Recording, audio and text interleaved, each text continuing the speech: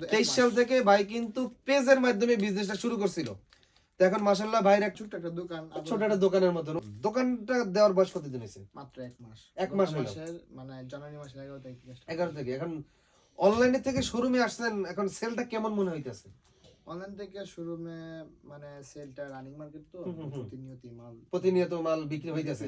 হইতেছে। শুধুমাত্র অনলাইন কেন্দ্রিক বিজনেস যারা করতে চান নতুন কইরা, আমি ওদেরকে একটু উৎসাহ দেই না, কারণ অনেক মাল রয়ে যায়। আর যদি আপনার দোকান থাকে, শোরুম থাকে, অথবা ফুটপাতেও যদি গাড়িতে করেও বিক্রি করেন, অনলাইনে তো মাল বিক্রি হবেই। যেগুলো রয়ে যাবে ওগুলা প্র্যাকটিক্যাল ভাবে আপনার দোকানে যে কাস্টমারগুলো আসবে গায়ে দিয়ে কিন্তু বিক্রি হবে। তো অনলাইনের পাশাপাশি শোরুম দিয়ে ব্যবসা করাটা সবচাইতে বেশি লাভজনক, এবং অনলাইনের মাধ্যমে আপনি সেল করে, অনলাইনের মাধ্যমে আপনি ভিডিও করে মার্কেটিং করে দোকানে পরিচিতি বাড়াতে পারবেন, বিক্রি করতে পারবেন। তাহলে ওই কাস্টমারটা অনলাইনে যারা কিনবে তারা একটু বিশ্বাসযোগ্য মনে হবে। যে অনেকে মনে করে ঘরের ভিতরে বসে ছবি দিয়ে বুস্ট করে সেল করেই অ্যাডভান্সের টাকা দিলে না জানি আমার এই টাকা মাইর হয়ে যায়। যখন আপনি অনলাইনে বিক্রি করতে আসবেন, চেষ্টা করবেন আপনার একটা শোরুম দেওয়ার জন্য। শোরুমের পাশাপাশি অনলাইনে বিক্রি করলে সেলটা আরো বৃদ্ধি হবে। কারণ আপনি যখন বলবেন যে ভাই আমার এই শোরুম, এই দোকান, এই এলাকার আশেপাশে যারা আছেন সবার আমার এখানে আইসে দেখে টাইল দিয়ে নিতে পারবেন। আর যারা আসতে পারবেন না, কুরিয়ার কন্ডিশনে সারা বাংলাদেশে নিতে পারবেন। আর অর্ডার করার পূর্বে অবশ্যই ডেলিভারি চার্জটা অ্যাডভান্স করতে হবে। এইটা যখন বলবেন তখন কাস্টমার কিন্তু এখন অ্যাডভান্স দিতে ভয় পাবে না, অ্যাডভান্স ছাড়া অনলাইনে প্রোডাক্ট ডেলিভারি দেওয়া আমার মনে হয় যে উচিত হবে না। এই ঈদের বাজারে দেখবেন যে প্রচুর পেজ থেকে দেখবেন যে রিভিউ আছে, বস্তায় বস্তায় মাল ঢাইলা মায়েরা ছেলেরা নতুন নতুন কান্নাকাটি করতেছে। এক বস্তায় 200, 250, 300 পার্সেল সব রিটার্ন আসে, ফেক অর্ডার। তো একটা মাল যখন রিটার্ন আসে, ওই ডেলিভারি চার্জটা কিন্তু ভাই আপনার কাছ থেকে কাটা যাবো। আপনি তো ডেলিভারি চার্জ অ্যাডভান্স ছাড়াই কিন্তু মাল দিয়ে দিতেছেন। এই কারণেই অ্যাডভান্স ছাড়া কেউ মাল দেবেন না। আর অ্যাডভান্স ছাড়া মাল আপনার কাছ থেকে কেন কিনবে?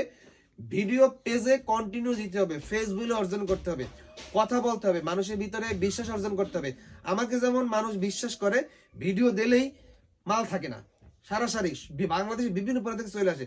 এই ভাইরা কিন্তু অনেক দূর থেকে চলে আসছে, কিশোরগঞ্জ থেকে 3 বার। বলছি যারা যারা বিক্রি করবেন, কিছু কিছু আইটেম বেশি করে রাখবেন, 50 পিস, 60 পিস, 100 পিস, এইভাবে। এই দেখেন, এইভাবে হ্যাঙ্গারে এইরকম ঝুলাই রাখবেন। ঝুলাই রেখে এখানে একটা প্রাইস দিয়ে দেবেন যে মাত্র 350 টাকা, মাত্র 350 টাকা। একটা আইটেমে আপনি শুধু আপনার দোকানে লাভটা সীমিত করবেন নাম মাত্র, আর বাকিগুলা সামঞ্জস্য বজায় রাখা, যেগুলো লাভ না করলেই নয় সেই অনুযায়ী লাভ করবেন। একটা আইটেমে একদম সীমিত লাভ করবেন।